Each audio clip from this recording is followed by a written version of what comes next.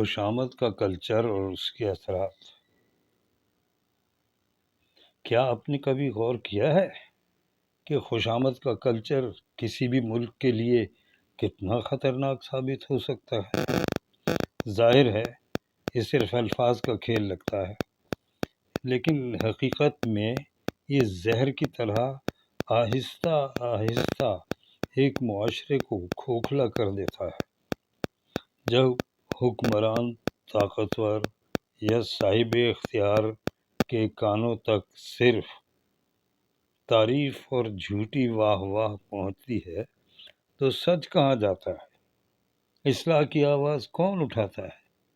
اور حقیقت کس کے سامنے رکھی جاتی ہے؟ خوشامد سے فائدہ کس کو ہوتا ہے؟ چند چاپلوس افراد کو جو اپنا ذاتی مفاد حاصل کر لیتے ہیں، مگر نقصان پورے ملک کو۔ کیونکہ پالیسی غلط ہو تو کوئی روکنے والا نہیں، فیصلے کمزور ہوں تو کوئی ٹوکنے والا نہیں، اور یوں ایک قوم اندھیرے میں چلنے لگتی ہے۔ یہ کلچر میرٹ یعنی قابلیت کو بیس بنا کر کچھ فیصلے کرنے کے بجائے اس کے خلاف چلتا ہے اور میرٹ کا کلچر ختم کر دیتا ہے۔ اصل اہل لوگ پیچھے رہ جاتے ہیں، جبکہ چاپلوسی کرنے والے آگے بڑھ جاتے ہیں۔ ایک شعر یاد آ رہا ہے کہ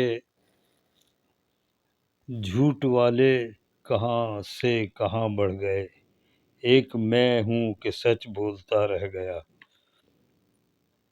تو نتیجہ کیا ہوتا ہے؟ ادارے ٹوٹ پھوٹ کا شکار، انصاف کمزور اور ترقی رک جاتی ہے۔ تاریخ گواہ ہے، خوشامد نے بڑے بڑے بادشاہوں کو اندھا کیا، غلط فیصلوں پر مہر لگوائی اور سلطنتیں تباہ کیں۔ یہ صرف ماضی کا قصہ نہیں، آج بھی جہاں خوشامد کا زور ہے وہاں کرپشن، ناانصافی اور عوام کی مایوسی بڑھتی ہے۔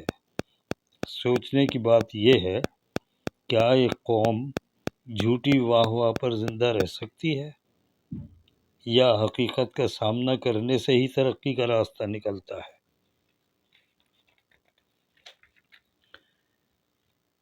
تو آخر میں اگر ہم واقعی ایک بہتر ملک چاہتے ہیں تو ہمیں خوشامد نہیں، سچائی اور دیانتداری کا کلچر اپنانا ہوگا، کیونکہ خوشامد وقتی خوشی دیتی ہے مگر قوموں کو برباد کر دیتی ہے۔